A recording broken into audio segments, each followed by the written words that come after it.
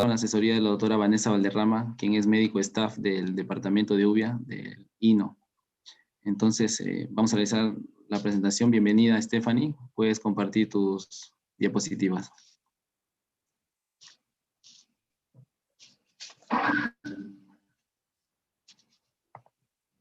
Ya.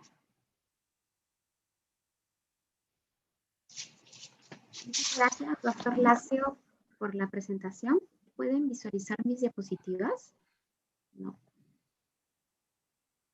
Creo que no. Aún no se ve, ¿no? Ahora sí.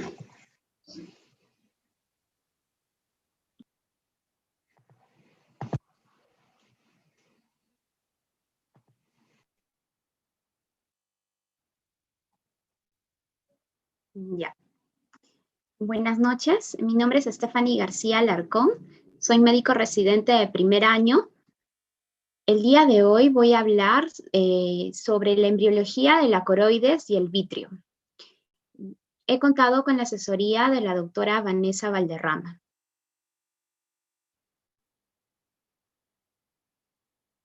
Dentro de la embriología ocular, perdón, un momento.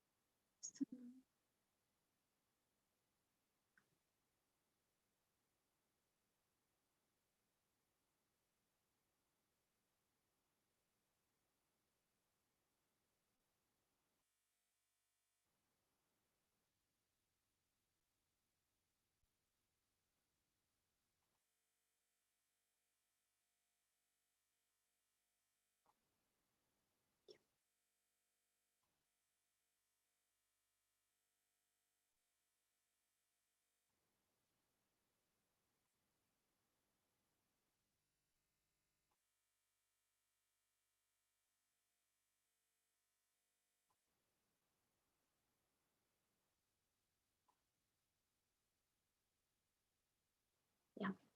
Ahora sí.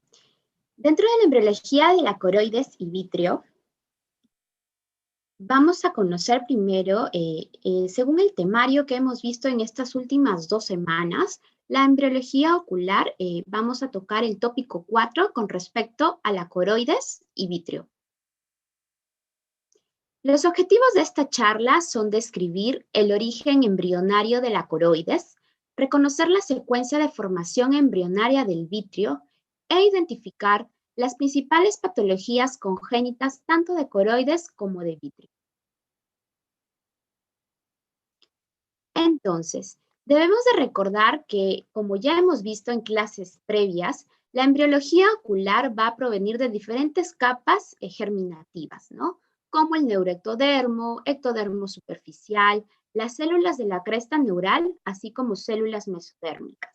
En este caso, la coroides va a estar dada por estas dos estructuras, que son la cresta neural y las células mesodérmicas.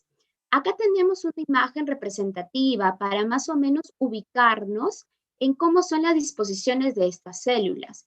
Acá visualizamos el neuroectodermo, las células de la cresta neural que están en la parte más anterior y las células mesodérmicas.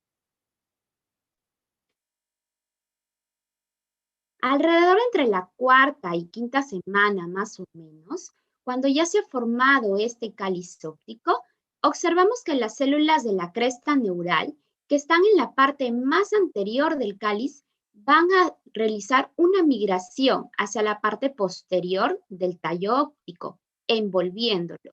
Y esto va a conformar lo que se denomina estroma coroideo. Asimismo, También existen unas células mesodérmicas que, como vemos, están representadas con unas células rojas. Estas células mesodérmicas también van a englobar todo el cáliz óptico y van a diferenciarse en lo que es la red coriocapilar. Y esto sucede alrededor entre la cuarta y quinta semana. Se dice que más o menos a finales de la sexta semana ya existe un recubrimiento definitivo de esta principal vasculatura que es la red coriocapilar. Y como observamos en esta imagen, el globo ocular ya está completamente envuelto tanto por las células de la cresta neural y como las células mesodérmicas. Se dice que más o menos entre la séptima a novena semana, esta red coriocapilar ya presenta algunas fenestraciones, ¿no? Esto es importante reconocer debido a que la capa más interna de la coroides, la conocida como coriocapilar, es una de las capas más principales de la coroides porque tiene un estrecho contacto con el epitelio pigmentario de la retina. Acá tenemos un esquema de las capas de la coroides, de los vasos, para más o menos tener una idea de la ubicación de este. Tenemos que recordar que la coroides tiene 3 capas de vasos. La coriocapilar, que es la capa más interna, la capa de vasos pequeños o la capa Sattler, y la capa de vasos largos o vasos grandes, la capa Haller. En este caso ya se ha dado la formación de esta primera capa. Posteriormente, alrededor del segundo mes, las arterias ciliares posteriores cortas ingresan a la recubierta capilar. Y estos son importantes porque esto van a dar origen a las siguientes capas de la coroides. Asimismo, al tercer mes se dice que ya hay un recubrimiento definitivo de esta primera vasculatura coroidea e incluso se forma la capa externa grande de vasos de la coroides. Aquí observamos nuestro esquema nuevamente y vemos que se ha formado esta capa más externa, la capa denominada de grandes vasos o la capa Haller.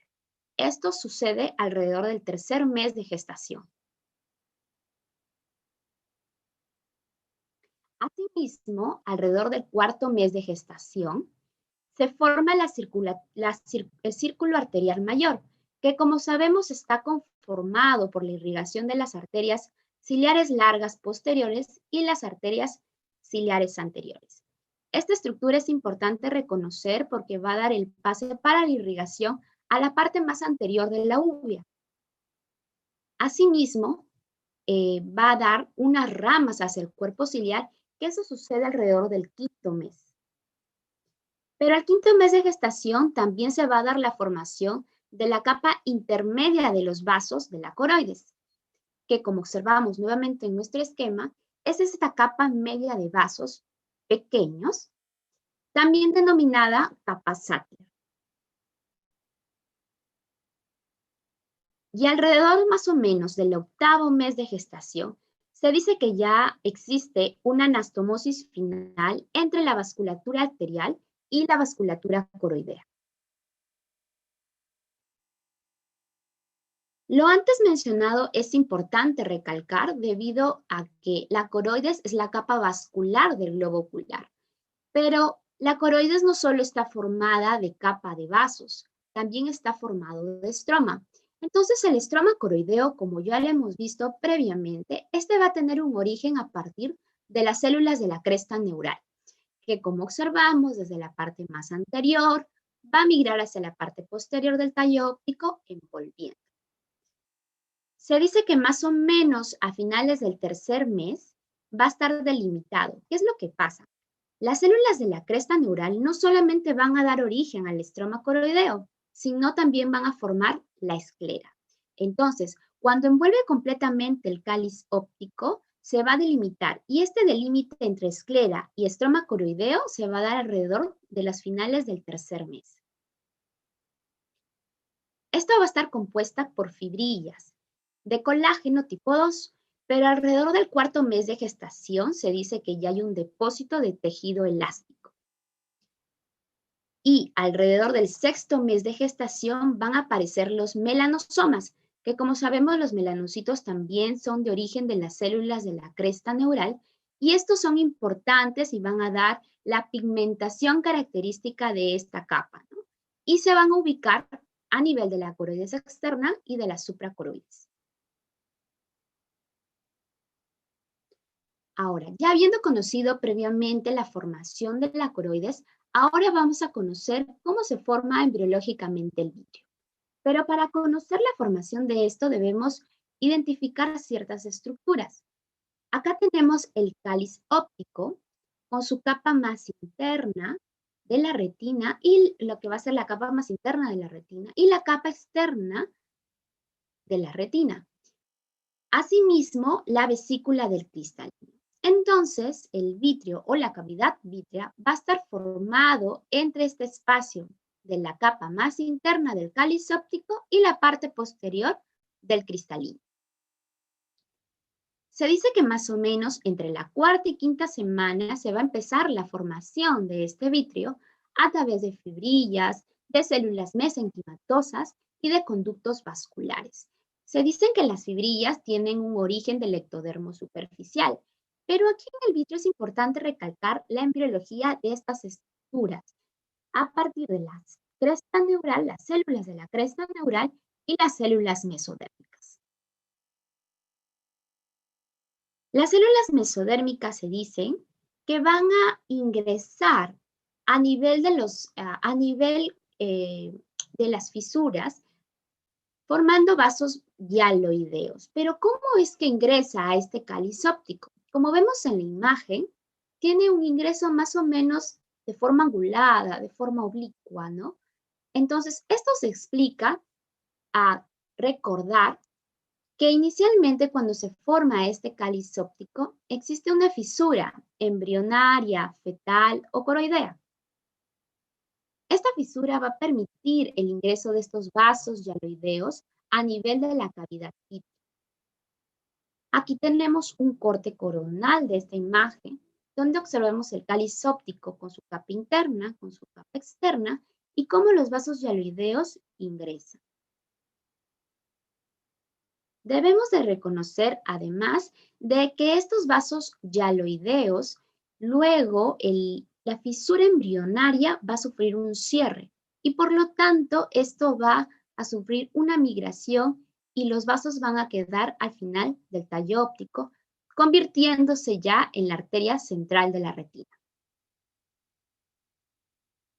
Entonces, conociendo ya la formación inicial del vitrio, vamos a conocer la secuencia de este. Se dice que embriológicamente el vitrio va a formarse en un vitrio primario, vitrio secundario y vitrio terciario. El vitrio primario va a estar formado por estos vasos hialoideos que ya hemos mencionado, van a ingresar a nivel de la cavidad vítrea alrededor entre la cuarta y quinta semana y van a tener una disposición hacia el globo, hacia la parte anterior del globo ocular. Aquí observamos un corte histológico, cortesía del doctor Francisco Contreras, que forma parte del Atlas de Anatomía de Embriología e Histología Ocular, y vemos cómo se observa aquí en la parte externa el tallo óptico y los vasos hialoideos ingresando para formar lo que se llama vitrio primario. Se dice que estas células mesenquimatosas que van a formar este vitrio primario no solamente van a estar conformadas por células mesodérmicas, sino también por células de la cresta neural. Entonces, vemos que los vasos hialoideos van a sufrir una migración hacia la parte anterior, llegando a la parte posterior del cristalino. Y vamos a tener esta conformación vascular a este nivel. La arteria hialoidea llega a la parte posterior del cristalino y va a formar la lentis vascular, que está formada tanto en su parte posterior como en la parte anterior y va a tener incluso una irrigación por parte de la arteria angular y van a formar lo que se denomina la membrana pupilar. Entonces, vemos que embriológicamente, al inicio, el cristalino va a estar vascularizado. Este desarrollo máximo del vitrio primario se da alrededor del segundo mes de gestación. Pero como conocemos, el cristalino en el adulto es avascular, y esto es porque todo este sistema vascularizado formado inicialmente sufre una regresión, una apoptosis. Ya esto lo conocemos como vitrio secundario, que se da alrededor del tercer mes de gestación, entre la 9ª y 12ª semana de gestación. Y vemos que sufre una regresión del sistema hialoideo y del vitrio primario. Al realizarse eso, se forma una línea de condensación, que se dice que forma parte de la pared lateral del canal de Cloquet.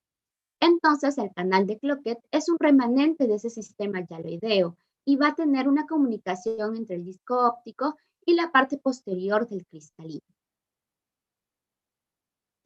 Aquí observamos una imagen, cortesía del doctor Francisco Contreras, donde vemos el globo ocular con el cristalino y observemos una hiperpigmentación en la parte más interna de tipo en forma en embudo, en Y o en B, que esto es lo que forma el canal de Cloquet porque está lleno de sangre. En este caso fue una fotografía de un recién nacido fallecido por circular de cordón.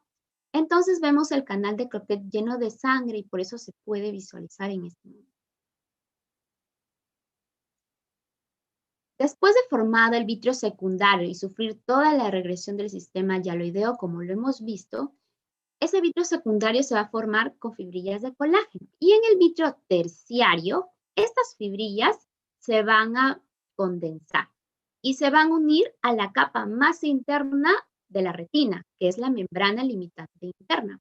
E incluso va a sufrir una migración hacia la parte ecuatorial del cristalino. Y se dice que las fibrillas zonulares van a adherirse en la parte anterior de esta condensación. Y esto sucede, este vitrio terciario, entre la 3ª y 4º mes de gestación.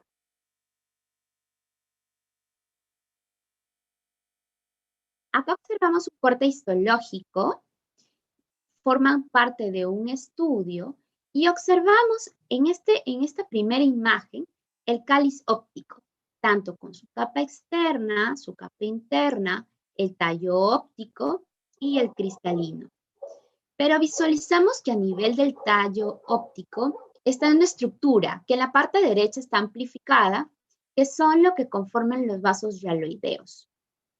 Sin embargo, en este artículo mencionaban que en la parte posterior del cristalino ya había la presencia de islotes sanguíneos. Y esto hace referencia a que este sistema hialoideo no solamente va a estar formado por esta vasculatura hialoidea que ingresa, sino también por células derivadas de la cresta neural. Se dice que se forma a través de una vasculogénesis a partir del hemangioblasto. En este otro corte podemos visualizar que los vasos hialoideos ya han ingresado a la cavidad para formar el vitrio primario.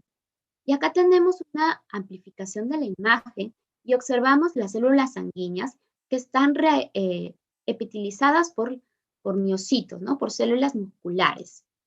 Y esto lo mencionaban debido a que dentro de este estudio los cortes histológicos iniciales, antes de ingresar estos vasos hialoideos a la cavidad, se decía de que no era un vaso continuo, eran vasos fragmentados y que se hacía continuo cuando ya ingresaba a nivel de la cavidad a través de sus células de músculo liso.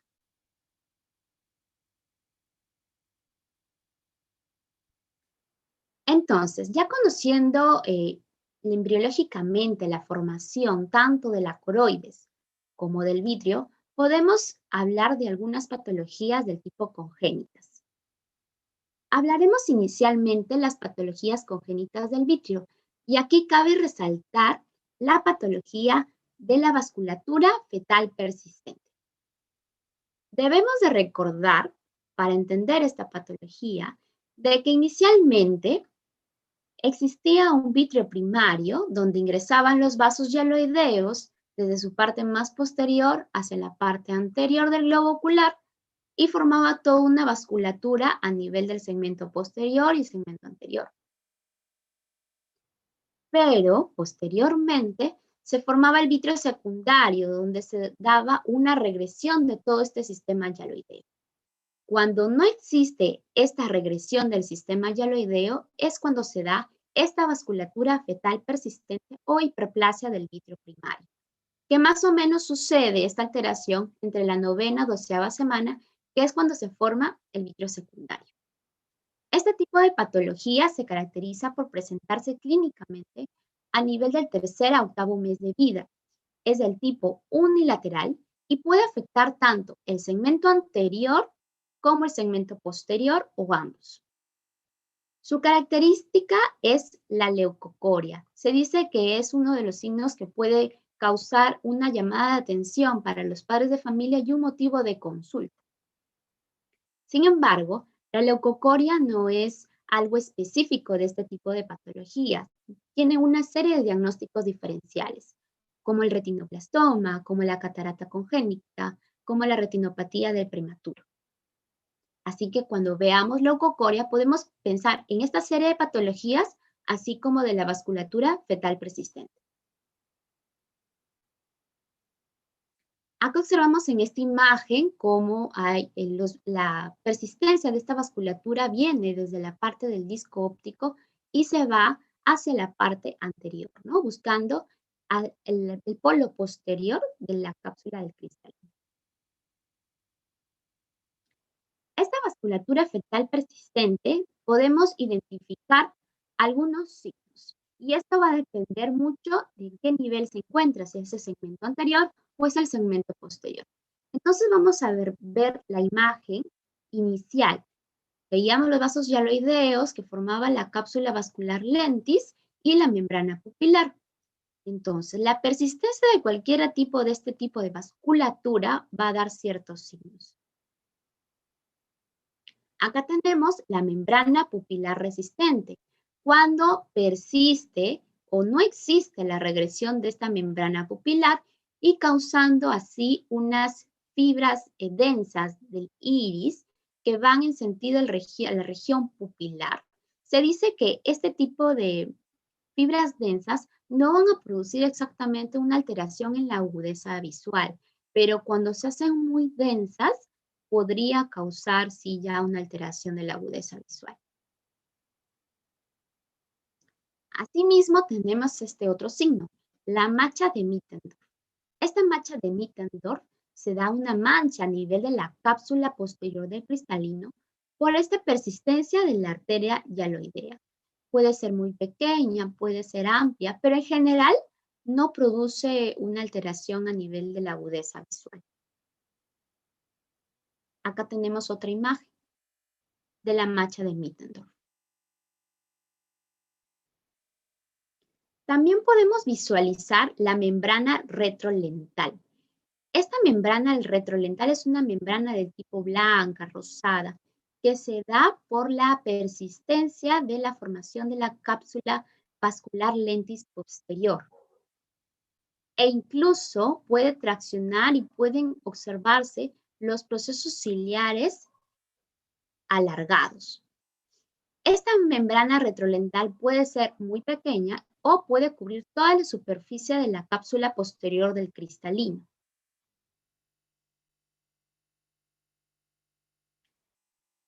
Y finalmente la leucocoria, ¿no? Que de repente puede ser un motivo de consulta por parte de los padres de familia. Se dice que la leucocoria va a estar ocasionada por esta persistencia de la vasculatura posterior del cristalino que puede traccionar, romper la cápsula posterior y crear una oposificación a nivel del cristalino, manifestándose como esta leucocoria.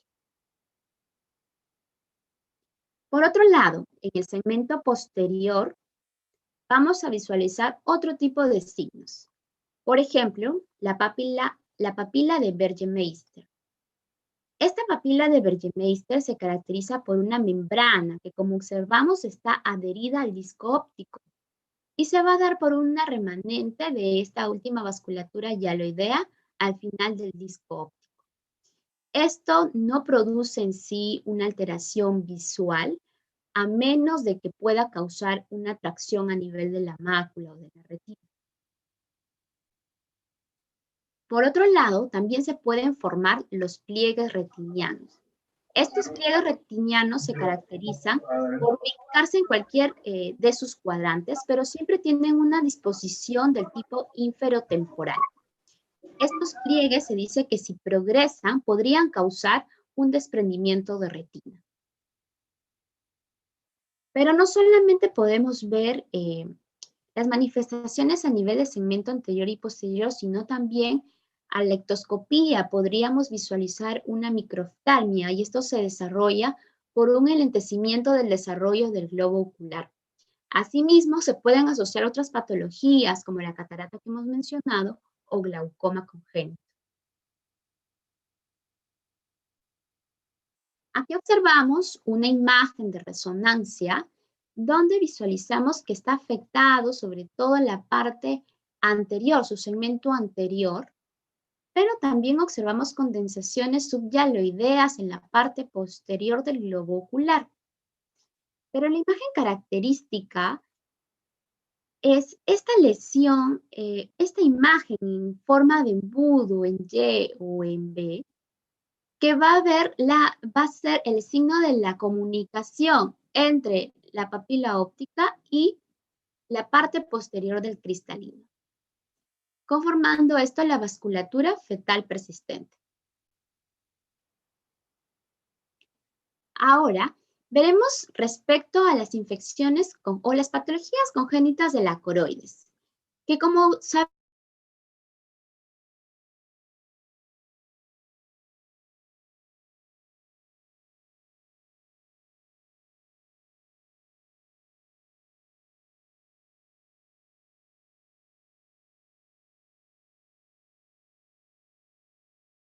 en el niño, pero las principales, las que vemos más como hallazgo, ¿no?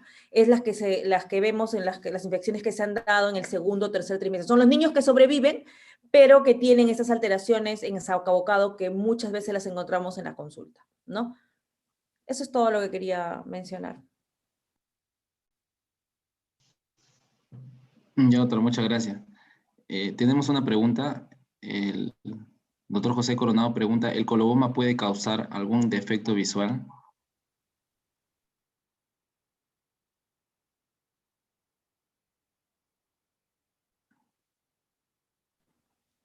Stephanie, Stephanie. ¿quieres contestar? sí, bueno, el coloboma, como sabemos, es un defecto congénito tanto de diferentes tipos de estructuras, ¿no? Puede ser a nivel del iris, puede ser a nivel de las coroides. En realidad, en cualquier tipo de su estructura, donde haya sido afectado, sí puede tener un riesgo de causar un defecto visual, ¿no? No del tipo campimétrico, sino del tipo mecánico. Cuando se refiere a coloboma de iris, yo pienso que la pregunta va relacionada si en general te genera una alteración de la agudeza visual, supongo. Entonces, depende del coloboma de iris, ¿no? Hay colobomas que son sectoriales o colobomas completos, ¿no? Entonces, generalmente sí tienen alteración, pero sobre todo sintomatología, ¿no? Y generalmente en estos pacientes tienen otro tipo de alteración asociada. Por ejemplo, en estos pacientes que tienen una persistencia del vitrio primario, porque recuerden que todo al principio era una vasculatura lentis, que ustedes han visto, los vasos vienen de atrás y abrazan al segmento anterior. Todo, es un todo, ¿no? Es un todo. Entonces, al tener este tipo de alteración, también del segmento anterior, puede estar asociado al síndrome de Axenfeld-Rieger, de Peters, ¿no? Y como mencionó Stephanie, a microftalmias. También puede haber megalocornia, microcórneas, pero lo que más se está asociado son estos tipos de alteraciones que les acabo de mencionar, ¿no? Y ya, por eso Stephanie también les mencionó que puede estar asociado a glaucoma, catarata, que generalmente son secundarios, ¿no? No es que sean primarios, son secundarios. Ya. El doctor David Fontenla pregunta, ¿las zónulas son parte del vidrio terciario?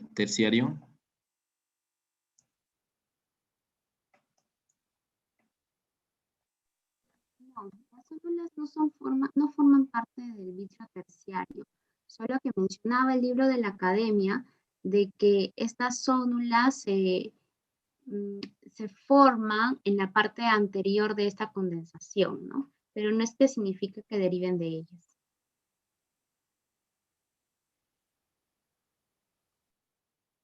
Ya.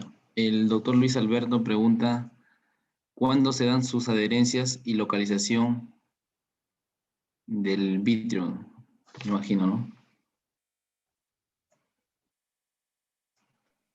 Ya, como lo mencioné, cuando se forma el vitrio terciario, es ahí cuando se condensa y se va a adherir a la capa más interna de la retina e incluso a la parte del ecuador del cristalino. Ahí es cuando se empieza a adherir. Ujú.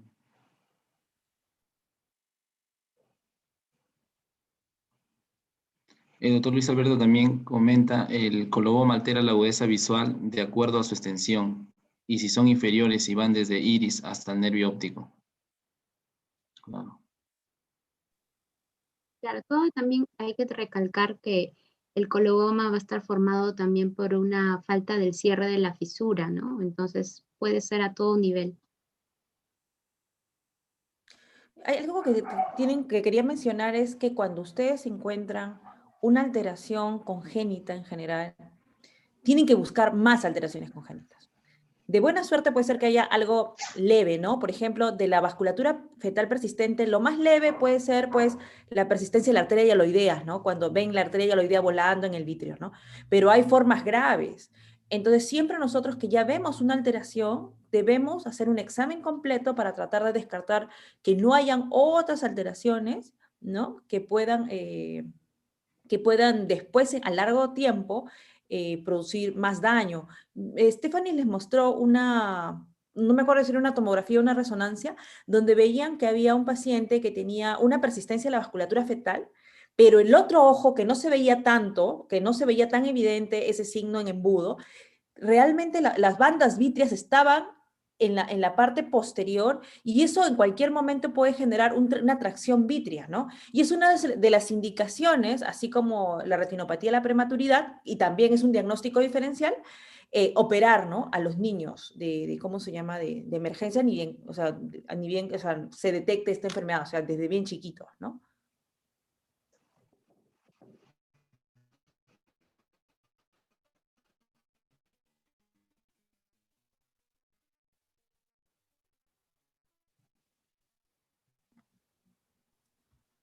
En algunos estudios incluso muestran esta persistencia cuando a veces hay dudas diagnósticas, se Ya. hace una angiografía a los niños, Bueno, y ya no más ¿ya? preguntas.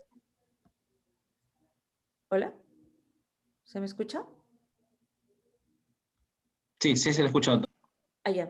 En muchas veces cuando existe a veces duda diagnóstica se realiza a estos pequeños una angiografía y se visualiza mediante RED-CAM, ¿no? A mí me tocó ver cuando hice mi rotación, ¿no? En retinopatía de la prematuridad, ver este tipo de angiografías y se ve muy bien cómo pinta esa persistencia de la vasculatura fetal, específicamente la persistencia de la arteria hialoidea, y cómo pinta todo como si fuera un camino, ¿no? Desde el nervio óptico, ¿no? Hasta la parte posterior del cristalino. Entonces es algo bastante importante en esto. Si se tiene en la mano una RED-CAM, probablemente existan en hospitales donde se vean muchos neonatos, donde haya UCI neonatal o intermedios neonatales. Generalmente se usa este tipo de instrumentos, aparte de la ecografía, para descartar que no sea los diagnósticos diferenciales que son el retinoblastoma, el ROP, ¿no? Por ejemplo.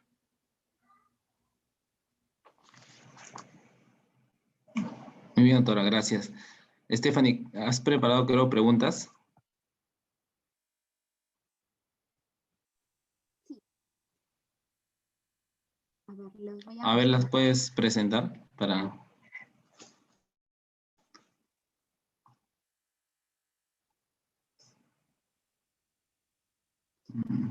En esta ocasión voy a pedir el apoyo de mis compañeras para poder responder estas preguntas. Cierra tu micrófono para poder hablar, ¿ya? Buenas noches. La pregunta número 1 dice, ¿la coroide se origina de la o las siguientes estructuras embrionarias? Sería las células de la cresta neural y el mesodermo, la letra D.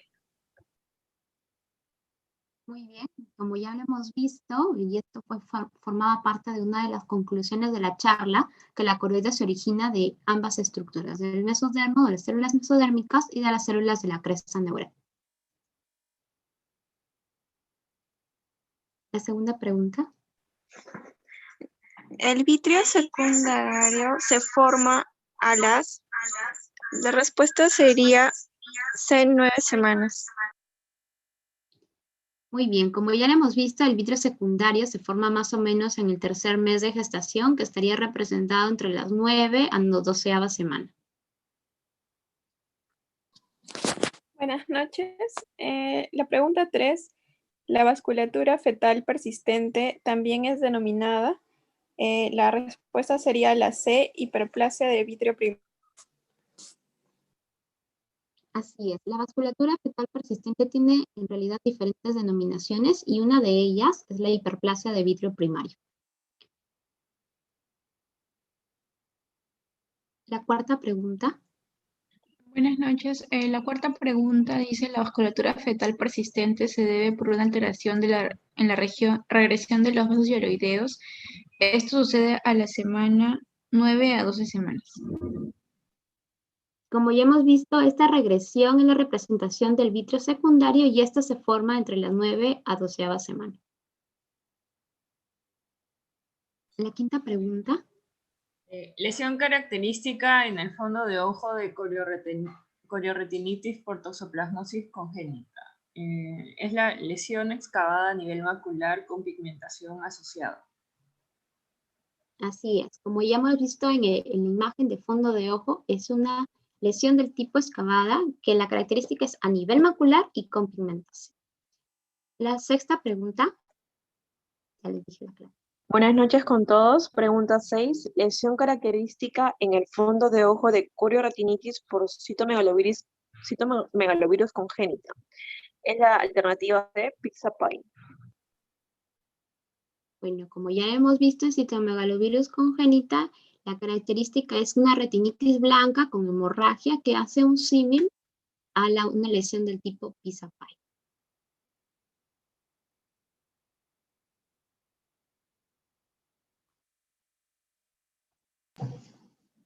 Ya, muy bien, Stephanie. Bueno, ya no tengo más preguntas en el chat. No sé si el doctor Modo tiene algún comentario.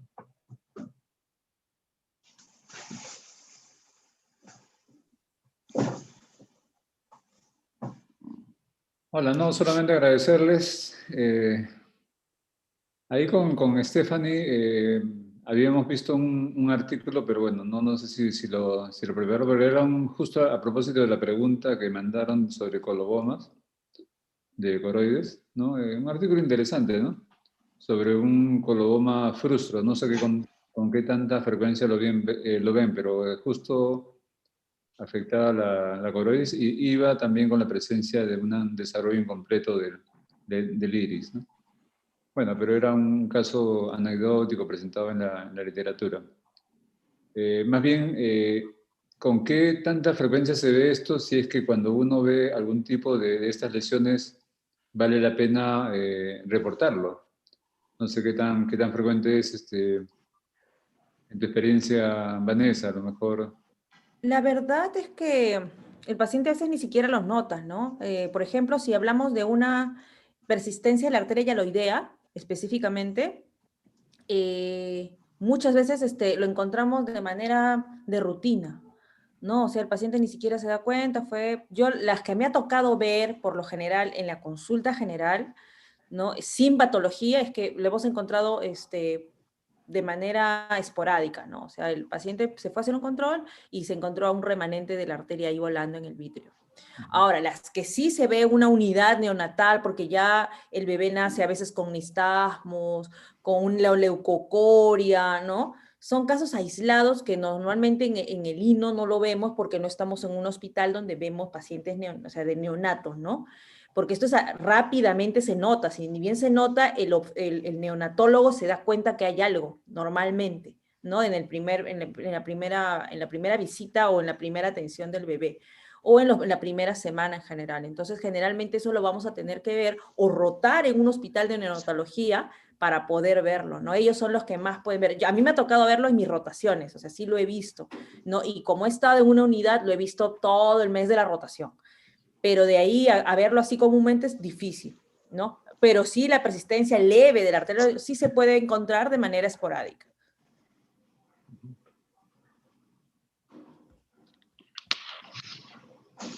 Bueno, agradecerle por la interesante charla, Stephanie por la preparación, Vanessa, gracias por estar presente y aclararnos algunos puntos. Giancarlo por la moderación. A propósito, Giancarlo, creo que tienes ahí para mostrarnos la charla del día lunes. Sí, sí, doctor.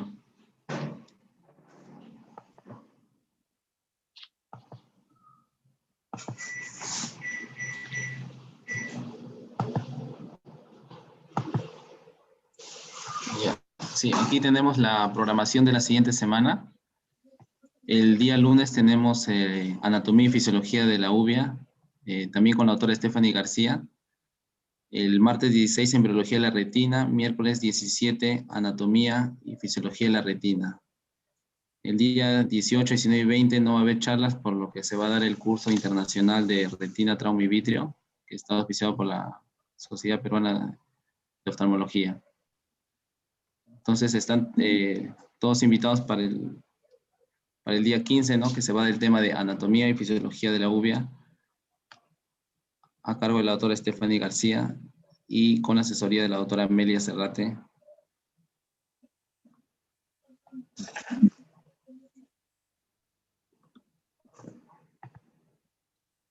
Se quedó, ya. Ahí tenemos. Esta es la charla del día lunes. Entonces están todos cordialmente invitados y, bueno, si ya no hay más preguntas, comentarios, damos por finalizar la charla del día de hoy. Felicitaciones, doctora Stephanie. Gracias, doctora Vanessa Valderrama, doctor Muro. Y bueno, buenas noches. Quería mencionarles algo chiquito. A veces también en el hospital, en la especialidad de oftalmología pediátrica, como hallazgo, esos niños que tienen niftalmoleucocorias también los ven, ¿no? Pero bueno, muchas veces como tienen ya una alteración en el desarrollo, no se puede hacer mucho, ¿no? Recuerden que es un problema de formación embriológica, ¿no? Entonces, generalmente, y como felizmente es unilateral, bueno, se le explica a los papás, ¿no? Que ese ojito va a quedar así, ¿no? Y se da chequeos constantes, porque hay algunos que esa persistencia de la vasculatura sí puede sangrar. Sí hay casos de que el niño presenta viene como una hemorragia vítrea, y es porque esa vasculatura, o sea, esa persistencia de la arteria sangró, ¿no? Y a veces no se sabe, a veces un hemovitrio en un niño tiene muy pocas causas, o muy pocas etiologías para pensar, ¿no? Y esa es justamente una de las causas, ¿no? Y hay que hacer diagnóstico diferencial con una parplanitis, con un traumatismo, ¿no? Con un desprendimiento de retina, ¿no? Pero bueno, también está dentro de eso, ¿no? Eso es lo último.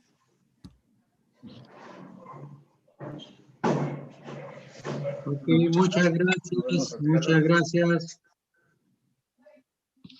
Okay. Gracias, nos vemos, cuídense. Chao.